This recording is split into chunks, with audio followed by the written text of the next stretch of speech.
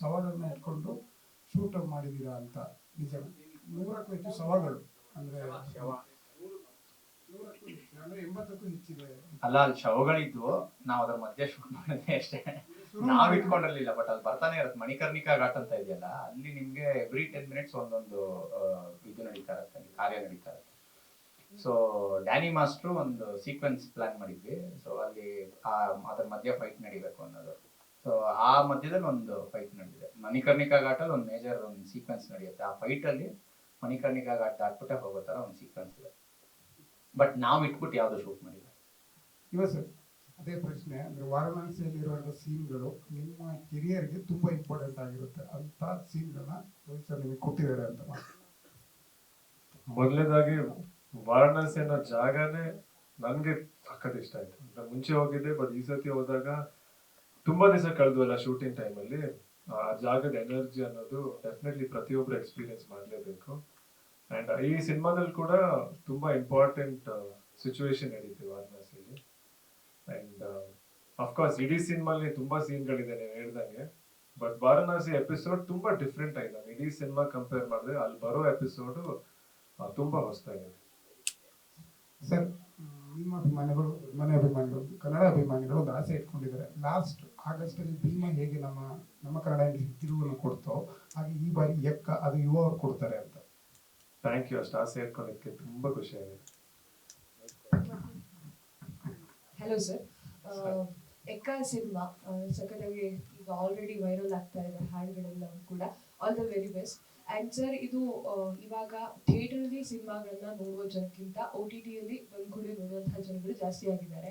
So ಥಿಯೇಟರ್ಗೆ ಕರೀತರುವಂತಹ cinema ಅಂತ ಅನ್ಕೊಳ್ತೀನಿ. And ಯಾವ OTTಗೆ ಈ ಒಂದು ಎಕ್ಕ ಮೂವಿ ಹೋಗ್ತಿದೆ ಅಂತ ಗೊತ್ತಾಗಿಲ್ಲ. ಮೊದಲನೇದಾಗಿ ಥಿಯೇಟರ್ ಅಲ್ಲಿ ಸಿಗೋದು ಎಕ್ಸ್ಪೀರಿಯನ್ಸ್ ಇದೆಯಲ್ಲ, ಅದನ್ನ ನಾವು ಬೇರೆ ಯಾವ ಫಾರ್ಮ್ ಅಲ್ಲಿ ನೋಡಿದ್ರು ನಮ್ಗೆ ಎಕ್ಸ್ಪೀರಿಯನ್ಸ್ ಸಿಗಲ್ಲ. ಸೊ ನಾವು ಸಿನಿಮಾನ ಥಿಯೇಟರ್ ಅಲ್ಲಿ ರಿಲೀಸ್ ಮಾಡ್ತಿದೀವಿ ಅಂದ್ರೆ ಆ ಎಕ್ಸ್ಪೀರಿಯನ್ಸ್ ಗೋಸ್ಕರನೇ ರಿಲೀಸ್ ಮಾಡ್ತೀವಿ. ಅಂಡ್ OTT ಇನ್ನು ಸದ್ಯಕ್ಕೆ ಅದ್ರ ಬಗ್ಗೆ ಯಾವ್ದು ಇನ್ಫಾರ್ಮೇಶನ್ ಈಗ ಸದ್ಯಕ್ಕೆ ಹೇಳಲ್ಲ. ಮುಂದ್ಗಡೆ ನೆಕ್ಸ್ಟ್ ಅದಾದ್ಮೇಲೆ ಅವ್ರು ಹೇಳ್ತಾರೆ. ಬಟ್ ಥಿಯೇಟ್ರಿಕಲ್ ಎಕ್ಸ್ಪೀರಿಯನ್ಸ್ ಅಂತ ನಾವು ಮಾತಾಡಿದ್ರೆ ಈ ಫಿಲ್ಮ್ ಡೆಫಿನೆಟ್ಲಿ ಥಿಯೇಟ್ರಿಕಲ್ ಎಕ್ಸ್ಪೀರಿಯನ್ಸ್ ಗೋಸ್ಕರನೇ ಮಾಡ್ತೀವಿ. ಅಂದ್ರೆ ಈ ಕನ್ನಡ ಸಿನಿಮಾ ಹೇಗಾಗಿದೆ ಅಂತಂದ್ರೆ 1 ವಾರ 2 ವಾರ 3 ವಾರ ಥಿಯೇಟರ್ ಚೆನ್ನಾಗಿ ಓಡುತ್ತೆ. ಬೇಡ 1 ತಿಂಗಳ ಅಂತಾನೆ ಅನ್ಕೊಳ್ಳೋಣ, ಥಿಯೇಟರ್ ಚೆನ್ನಾಗಿ ಓಡುತ್ತೆ. ಬಟ್ ಸೆಕೆಂಡ್ ಅಲ್ಲಿ OTT ಕೊಟ್ಬಿಡ್ತಾರೆ. ಸೊ ಅಲ್ಲಿ ಥಿಯೇಟ್ರಿಗೆ ಜನ ಬರ್ತಾ ಇರ್ತಾರೆ ಒಂದಿಷ್ಟು ಜನ. ಬಟ್ OTT ಬಂದ ಕೂಡಲೇ ಹೆಂಗಾಗುತ್ತೆ ಅಂತಂದ್ರೆ ಥಿಯೇಟರ್ ಅಲ್ಲಿ ಯಾರು ಹೋಗ್ತಾರೆ, OTTಗೆ ಯಾವುದೋ ಒಂದು ಪ್ಲಾಟ್ಫಾರ್ಮ್ ಅಲ್ಲಿ ಸಿಗುತ್ತಲ್ಲ ಅಂತ ಅನ್ಕೊಳ್ತಾರೆ. ಸೊ ಈ ಒಂದು ಸಿನಿಮಾನ ಸಡನ್ ಆಗಿ ಕೊಡ್ತೀರಾ OTTಗೆ ಅಥವಾ ಯಾವ ತರ ಅಂತ? ಫಸ್ಟ್ ನಿಮ್ದು ಪ್ರೀವಿಯಸ್ ಕ್ವೆಶನ್, OTT ಜಾಸ್ತಿ ಜನ ನೋಡ್ತಿದ್ದಾರೆ, ಥಿಯೇಟರ್ ನೋಡ್ತಿದ್ದಾರೆ. ನಿಮ್ ಕ್ವೆಶನ್ಗೆ ಒಂದು ಕರೆಕ್ಟ್ ಮಾಡ್ತೀನಿ ಮಾಡಿ. OTT ತುಂಬಾ ಚೆನ್ನಾಗಿ ನೋಡ್ತಿದ್ರೆ ನಿಮ್ಗೆ ಇನ್ನೊಂದ್ ಕಡೆ OTT ಅವ್ರ ಕನ್ನಡ ಸಿನಿಮಾ ತಗೋತಿಲ್ಲ ಅನ್ನೋದು ಒಂದ್ ಕಡೆ ತುಂಬಾ ಜನ ವ್ಯಕ್ತಪಡಿಸಿದ್ದಾರೆ. ಮತ್ತೆ ಅದನ್ನ ತಪ್ಪಾಗುತ್ತೆ. OTT ಜಾಸ್ತಿ ನೋಡ್ತಿದ್ದಾರೆ, ಥಿಯೇಟರ್ ಜಾಸ್ತಿ ನೋಡ್ತಿದಾರಲ್ಲ, ಸುಳ್ಳು. ಸಿನಿಮಾ ಚೆನ್ನಾಗಿದ್ರೆ ಎಲ್ಲಿದ್ರು ನೋಡ್ತಾರೆ. ಫಸ್ಟ್ ಆಫ್ ಆಲ್ ನೀವು ಲಾಸ್ಟ್ ಇಯರ್ ನೋಟಿಸ್ ಮಾಡ್ರೆ ಎಲ್ಲಾ ಸಿನಿಮಾ ಥಿಯೇಟರ್ ಚೆನ್ನಾಗಿದೆ. ಈಗ OTT ಅವ್ರ ಸಿನಿಮಾ ಥಿಯೇಟರ್ ಚೆನ್ನಾಗಿದ್ರೆ ಮಾತ್ರ ತಗೋತಾರೆ ಅನ್ನೋದನ್ನು ಒಂದು ಕಂಡೀಷನ್ ಇದೆ. But it depends on cinema to cinema. ಆ ಹೈಪು ಬಸ್ ಏನೇನು ಕ್ರಿಯೇಟ್ ಆಗುತ್ತೆ ಅದ್ಮೇಲೆ ಆಗುತ್ತೆ first. And times have change ಆಗಿದೆ. 100 ದಿನ 50 ದಿನ ಅಂತ ಆಗಿ ತುಂಬಾ ವರ್ಷಗಟ್ಟಲೆ ಆಗೋಯ್ತು ಅನ್ಸುತ್ತೆ ಪಿಕ್ಚರ್ ಬಾಕ್ಸ್ ಆಫೀಸ್. ಈಗ ನೀವು ಮೊದಲು 100 ದಿನದಲ್ಲಿ ಬರ್ತಿದ್ದ ಕಲೆಕ್ಷನ್ ಈಗ ಒಂದೇ ವಾರದಲ್ಲಿ ಬರುತ್ತೆ, 3 ದಿನದಲ್ಲಿ ಬರುತ್ತೆ. ಸೊ ಯಾಕಂದ್ರೆ ವೈಡ್ ಆಗಿ ರಿಲೀಸ್ ವೈಡ್ ಆಗಿದೆ. ನೀವು ಮುಂಚೆ 50 ಥಿಯೇಟರ್ ಇರೋದು ಇವತ್ತು 250 300 ಥಿಯೇಟರ್ ವರೆಗೂ ಹೋಗಿದೆ. So I think that question of 4 weeks ಆದ ತಕ್ಷಣ 4 ವೀಕ್ಸ್ 5 ವೀಕ್ಸ್, ಇವಾಗ ನೀವು ಲಾಸ್ಟ್ 3 ಇಯರ್ಸ್ ಇಂದ ನೋಡಿದ್ರೆ ಆಲ್ ಲ್ಯಾಂಗ್ವೇಜಸ್, ಕನ್ನಡ ಒಂದೇ ಅಲ್ಲ, ಯಾವುದೇ ಭಾಷೆ ಆದ್ರೂ 4 ವಾರ ಆದ್ಮೇಲೆ OTT ಬರ್ತಾ ಇರೋದು. ಕೆಲವೊಂದು ಹಿಂದಿಲಿ there is a rule, multiplex ಅವರು PVR ಐನಾಕ್ಸ್ ಅವರು ಅಲ್ಲಿ ಸಿನಿಮಾ ರಿಲೀಸ್ ಆಗ್ಬೇಕು ಅಂದ್ರೆ 8 ವಾರ ನಂತರ ಬರಬೇಕು ಅಂತ.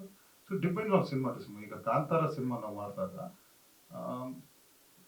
ಐ ಥಿಂಕ್ 6-7 ವಾರ ಆದ್ಮೇಲೆ ಬಂತು OTTಗೆ. ಬಟ್ ಫಸ್ಟ್ ಅಗ್ರಿಮೆಂಟ್ ಎಲ್ಲಾರು ಮಾಡೋದವರು 4 ವೀಕ್ಸ್ಗೆ. ಅವಾಗ ಇಫ್ ವಿ ರಿಕ್ವೆಸ್ಟ್ ಅವರು ಮುಂದಕ್ಕೆ ಮಾಡ್ತಾರೆ. ಬಟ್ ಐ ಥಿಂಕ್ ನನ್ಗೆ ಥಿಯೇಟರ್ ರನ್ ಇವತ್ತು limited 3 weeks 4 weeks. Not that ಅಷ್ಟೇ ಆಗಿದೆ ಕಮ್ಮಿ ಜನ ಅಂತಲ್ಲ, ತುಂಬಾ ಜನ ನೋಡ್ತಾರೆ. ಮುಂಚೆ ಒಂದು 10 ಥಿಯೇಟರ್ ಇರೋದು, ಇವತ್ತು 50 ಥಿಯೇಟರ್. ಮೈಸೂರಲ್ಲಿ 5-6 ಮಲ್ಟಿಪ್ಲೆಕ್ಸ್ ಆಗಿದೆ. ಮೊದಲು ಒಂದು ಸಿಂಗಲ್ ಸ್ಕ್ರೀನ್ ಅಲ್ಲಿ ಹಾಕಿರೋರು, ಈಗ 6 ಮಲ್ಟಿಪ್ಲೆಕ್ಸ್ 2 ಸಿಂಗಲ್ ಸ್ಕ್ರೀನ್ ಹಾಕಿದ್ರೆ ಒಂದೇ ಸತಿ ನೋಡೋ ಜನ ಜಾಸ್ತಿ ಆಗ್ತಾರಲ್ವಾ, ಅಷ್ಟೇ.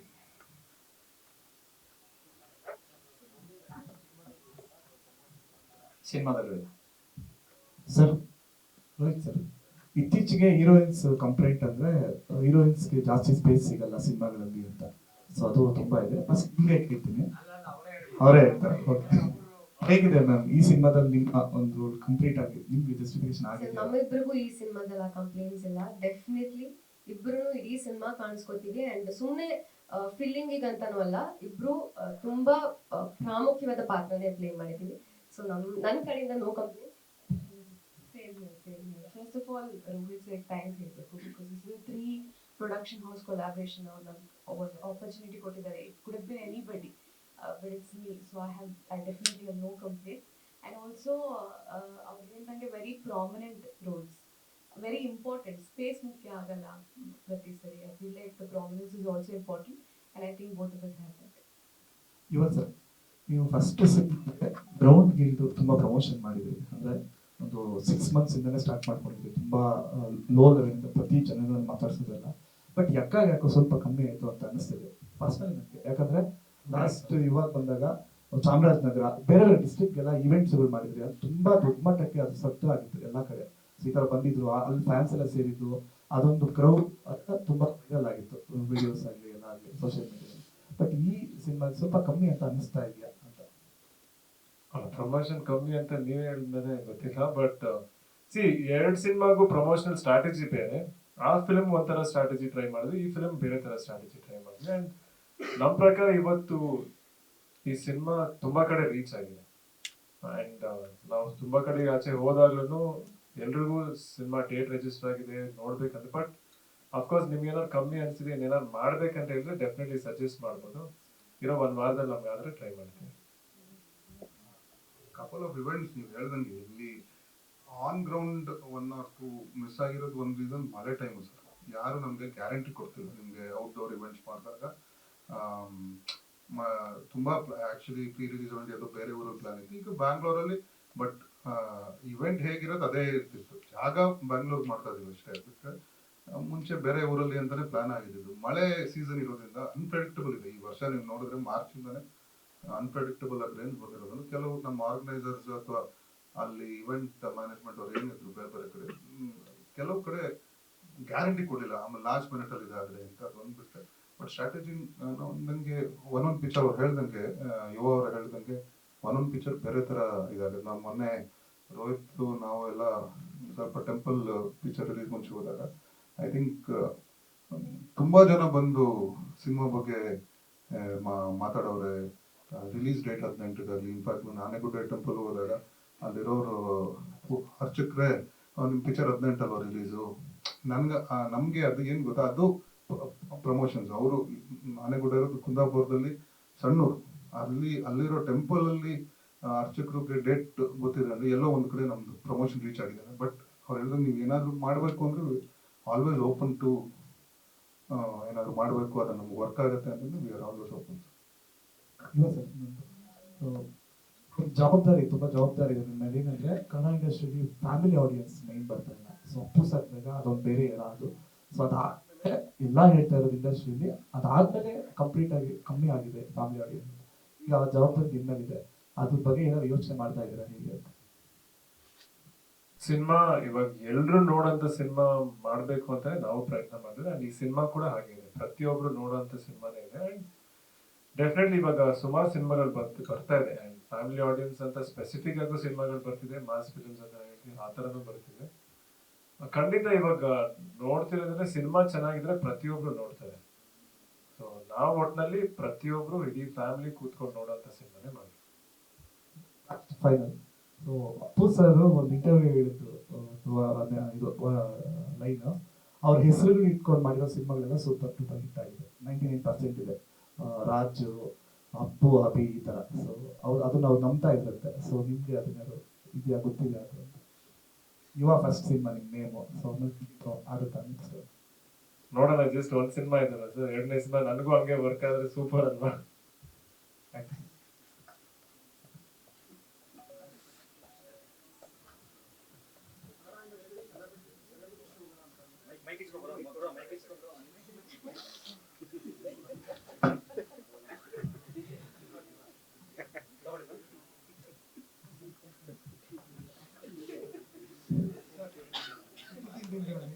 ಸೆಲೆಬ್ರಿಟಿ ಶೋ ಜಾಸ್ತಿ ಆಗ್ತಾ ಇದೆ. ಸೆಲೆಬ್ರಿಟಿ ಶೋ ಸಿನಿಮಾಕ್ಕೆ ಬೂಮ್ ಕೊಡ್ತಾ ಇದೆ. ಯಾರಾದ್ರೂ ಸೆಲೆಬ್ರಿಟಿ ಬಂದು ಒಂದು ಸಿನಿಮಾ ಬಗ್ಗೆ ಮಾತಾಡಿದ್ರೆ ಒಂದಷ್ಟು ಪರ್ಸೆಂಟೇಜ್ ಬೂಮ್ ಕೊಡ್ತಾ ಇದೆ. ನಿಮ್ಮ ಸಿನಿಮಾಗೆ ಎಕ್ಕಾಗೆ ಸೆಲೆಬ್ರಿಟಿ ಶೋಗಳಲ್ಲಿ ಯಾರ್ಯಾರನ್ನ ಕರೆಸ್ತೀರಾ ಅಂತ ಸೆಲೆಬ್ರಿಟಿ ಶೋ ಇಲ್ಲ ಸರ್, ಡೈರೆಕ್ಟ್ ಸರ್. ಅಲ್ಲ ಹಂಗೇನು ತೋರಿಸ್ಬಾರ್ದು ಅನ್ನೋದೇನಿಲ್ಲ. ನಮ್ಮ ಸ್ಟ್ರಾಟಜಿ 18ಕ್ಕೆ ಬೆಳಗ್ಗೆ ಶೋ ಹಾಕಬೇಕು ಅಂತ ಇದೆ, ಅದನ್ನು ಆಮೇಲೆ ಏನಾದರೂ ಒಟ್ಟುಗೂಡಿಸೋದು ಅಂದರೆ ಆಲ್ವೇಸ್ ನಮಗೆ ಇಂಡಸ್ಟ್ರಿ ಒಟ್ಟುಗೂಡಿಸ್ಬೇಕು ಅಂತಂದರೆ ನಾವು ಆಲ್ವೇಸ್ ರೆಡಿ. ಇನ್ಫ್ಯಾಕ್ಟ್ ನಾನು ಆ ಥರದ ಭಾಗಿ ಕ್ರಿಕೆಟಿಂದಾಗಲಿ ತುಂಬ ವರ್ಷದಿಂದ ಸರ್ ಜೊತೆ ಮಾಡ್ಕೊಂಡು ಬಂದಿರೋದ್ರಿಂದ ಅದನ್ನು ಆಲ್ವೇಸ್ ಅದು ಓಪನ್ ಆ್ಯಂಡ್ ನಮ್ಗೆ ತುಂಬ ಖುಷಿ ಅದು ಇಂಡಸ್ಟ್ರಿ ಅವರೆಲ್ಲ ಒಟ್ಟಿಗೆ ಕೂಡಿಸ್ತಾರೆ. ಬಟ್ ಈ ಸಿನಿಮಾಗೆ ಹಿಂದಿನ ದಿನ ಪ್ರೀಮಿಯರ್ ಮಾಡಲ್ಲ, 18th 100% ರಿಲೀಸ್ ಆಗುತ್ತೆ. ಆಮೇಲೆ ಏನಾದರೂ ಫುಲ್ ಟೀಮ್ ಕೂತ್ಕೊಂಡು ಡಿಸ್ಕಸ್ ಮಾಡಿ ಒಂದು ಸೆಲೆಬ್ರಿಟಿ ಶೋ ಸಿಕ್ಕಿ ಏನು ಎಲ್ಲ ಟೈಮು ಸಿಗೋದು ಅದೇ ಟೈಮ್ ಸಿಕ್ಕಿದ್ರೆ ನಾವು ಮಾಡೇ ಮಾಡ್ತೀವಿ. ಬಟ್ ಆ್ಯಸ್ ಆಫ್ ನೌ ಏನು ಪ್ಲಾನ್ ಇಲ್ಲ. ರಿಲೀಸ್ ಇವೆಂಟ್ಗೆ 14ನೇ ತಾರೀಕು ಪ್ರೀ ರಿಲೀಸ್ ಇವೆಂಟ್ ಸರ್. ನಾಳೆದ್ರಲ್ಲಿ ನಾವು ಗೆಸ್ಟ್ ಎಲ್ಲ ಹೇಳ್ತಾ ಬರ್ತೀವಿ. ಅದು ಸ್ವಲ್ಪ ಗಣ್ಯತೆ ಇರ್ತಾರೆ, ಮತ್ತು ಜಸ್ಟ್ ಫೈನಲ್ ಕನ್ಫರ್ಮೇಶನ್. ಸಂಜನಾ ಅವ್ರಿಗಿಂತ ನಿಮಗೆ ಸ್ಕ್ರೀನ್ ಜಾಸ್ತಿ ಇದೆ ಅನ್ನೋ ಮಾತನಾಡಿದ್ದಾರೆ, ನಿಜನಾ?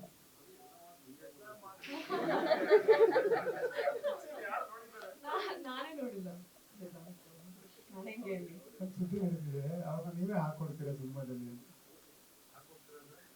ಕೊಡ್ತೀರಾ? ಯಾರು?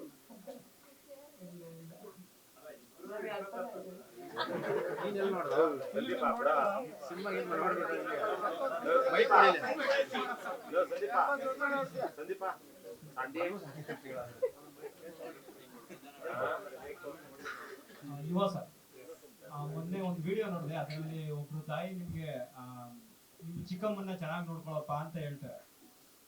ಮೀನ್ಸ್ ಅದು ನಿಮ್ ಮೇಲೆ ಎಕ್ಸ್ಪೆಕ್ಟೇಷನ್ ತೋರಿಸುತ್ತೆ ಎಷ್ಟಿದೆ ಅಂತ. ಫ್ಯಾಮಿಲಿ ಕಡೆ ಆಗ್ಬೋದು ಅಥವಾ ಮೂವಿ ಕಡೆ ಆಗ್ಬೋದು. ನಿಮ್ಗೆ ಇದು ಎಷ್ಟು ಪ್ರೆಷರ್ ತರುತ್ತೆ ಅಂತ ಅಲ್ಲಿ ಅವ್ರಿಗೂ ನಾನು ಹೇಳ್ದೆ, ಇವಾಗ ನಮ್ ಇಡೀ ಟೀಮ್ ನೋಡ್ಕೊಳ್ತಿರೋದೇ ಅವ್ರು ನಮ್ಗೆ ತುಂಬಾ ಚೆನ್ನಾಗಿ ನೋಡ್ತಾರೆ. ಅಫ್ಕೋರ್ಸ್ ನಮ್ ಚಿಕ್ಕಮ್ಮ ನಾನು ನೋಡ್ಕೊತೀವಲ್ಲ, ಅದೇನ್ ಪ್ರತಿಯೊಬ್ಬ ನಾನು ಬರೀ ನನ್ಗಂತಲ್ಲ, ಪ್ರತಿಯೊಬ್ಬರಿಗೂ ಅವ್ರ ತಂದೆ ತಾಯಿ, ಅವ್ರ ಚಿಕ್ಕಮ್ಮ ಚಿಕ್ಕಪ್ಪನ ನೋಡ್ಕೊಳ್ಳೋ ಜವಾಬ್ದಾರಿ ಅಲ್ಲ.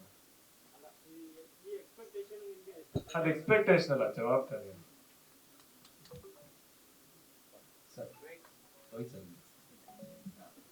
ಸರ್ ಪೂರ್ಣಚಂದ್ರ ಸರ್ ಹೇಳಿದ್ರು ಸಿನಿಮಾದಲ್ಲಿ ಮದರ್ ಸೆಂಟಿಮೆಂಟ್ ಇದೆ ಅಂತ. ಜೋಗಿ ತರ ಏನಾದ್ರು ಎಕ್ಕ ಕಾಡುತ್ತೆ, ಜೋಗಿ ತರ ಕಾಡುತ್ತೆ ಎಷ್ಟು ಪರ್ಸೆಂಟೇಜ್ ಇದೆ ಮದರ್ ಸೆಂಟಿಮೆಂಟ್? ಎಷ್ಟು ಪರ್ಸೆಂಟೇಜ್? ಅದೆಲ್ಲ ಹೆಂಗ್ ಹೇಳಿ ಗುರು, ಇಷ್ಟು ಪರ್ಸೆಂಟ್ ಮದರ್ ಸೆಂಟಿಮೆಂಟ್ ಹಾಕಿದೀನಿ, ಇಷ್ಟು ಪರ್ಸೆಂಟ್ ಲವ್ ಹಾಕಿದೀನಿ ನಾನು ಹಾಕ್ಬಿಟ್ಟು ಅಡುಗೆ ಮಾಡ್ದಂಗೆ ಆಗಲ್ಲ. I don't know, I mean mother sentiment ನನಗೆ ಇದೆ ಅನ್ನೋದು ನನಗೆ ಇವಾಗ ಇವ್ರು ಹೇಳೋದ್ಮೇಲೆ ಯೋಚನೆ ಮಾಡಿದೆ, ಹೌದಾ ಇವೆಲ್ಲ ಇದೆಯಾ ಅಂತ. ಬಟ್ ಕಾಡುತ್ತೆ ಅಂದ್ರೆ ಬೇರೆ ರೀತಿ ಕಾಡುತ್ತೆ. ಸಿನಿಮಾ ನೋಡಿ, ದಟ್ ಇಸ್ ಅ ಸರ್ಪ್ರೈಸ್. ಅದಕ್ಕೆ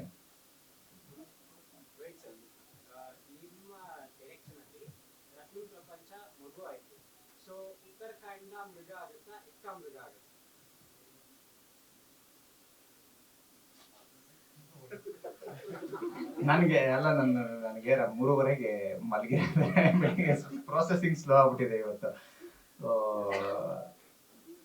ಮಗು ಮೃಗ ಎರಡು ನನಗೆ ಎಕ್ಕ ಬಗ್ಗೆ ಮಾತಾಡ್ತಿದೀವಲ್ಲ, ಸೊ ಅದ್ರ ಬಗ್ಗೆ. ಇವ ಸರ್ ಎಷ್ಟೇ ಒಳ್ಳೆ ಸಿನಿಮಾ ಮಾಡಿದ್ರು, ಸೊ ಎಷ್ಟೇ ಪಾಸಿಟಿವ್ ಆಗಿದ್ರು, ನೆಗೆಟಿವ್ ಅನ್ನೋದು ಅದು ಬಿಡಲ್ಲ.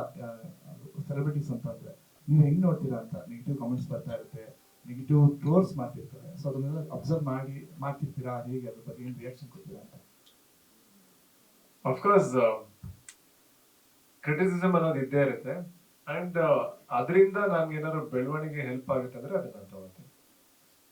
ಸರ್ ರೋಹಿತ್ ಸರ್, ನಿಮ್ಗೆ ಸರ್ ಇತ್ತೀಚೆಗೆ ಅಂದ್ರೆ ಒಂದು 5 years ಆದ್ಮೇಲೆ ಹೀರೋಗೆ ಎಷ್ಟು ಪ್ರಾಮುಖ್ಯತೆ ಕೊಡ್ತಾರೋ ಅಷ್ಟೇ ಪ್ರಾಮುಖ್ಯತೆ ಡೈರೆಕ್ಟರ್ಸ್ ಕೊಡ್ತಾರೆ. ನೀವು ಒಂಚೂರು ಮುಂದೆ ಬಂದು ಪ್ರಮೋಷನ್ಸ್ ಅಂದ್ರೆ ಎಲ್ಲರಿಗೂ ಗೊತ್ತಿದೆ, ಇಲ್ಲ ಅಂತಲ್ಲ, ಎಲ್ಲೋ ಒಂದ್ ಕಡೆ ರೋಹಿತ್ ಅವ್ರು ಯಾರು, ಸೊ ಲಾಸ್ಟ್ ಸಿನಿಮಾ ಯಾವುದು ಅಂತ ತಿಳ್ಕೊಂಡ್ರೆ ಇನ್ನೂ ಸ್ವಲ್ಪ ಜನ ಬರ್ಬೋದಲ್ವಾ?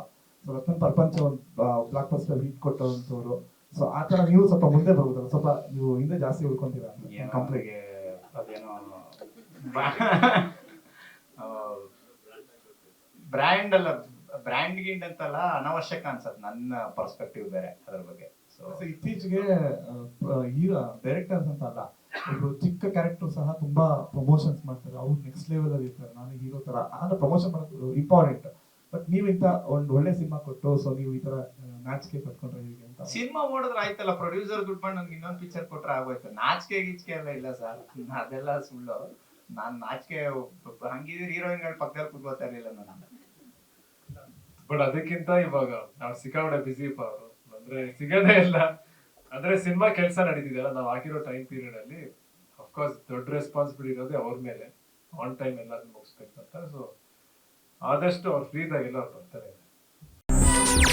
ಹೆಚ್ಚಿನ ಸುದ್ದಿಗಳಿಗಾಗಿ ನಮ್ಮ ಚಾನೆಲ್ನ ಸಬ್ಸ್ಕ್ರೈಬ್ ಮಾಡಿ.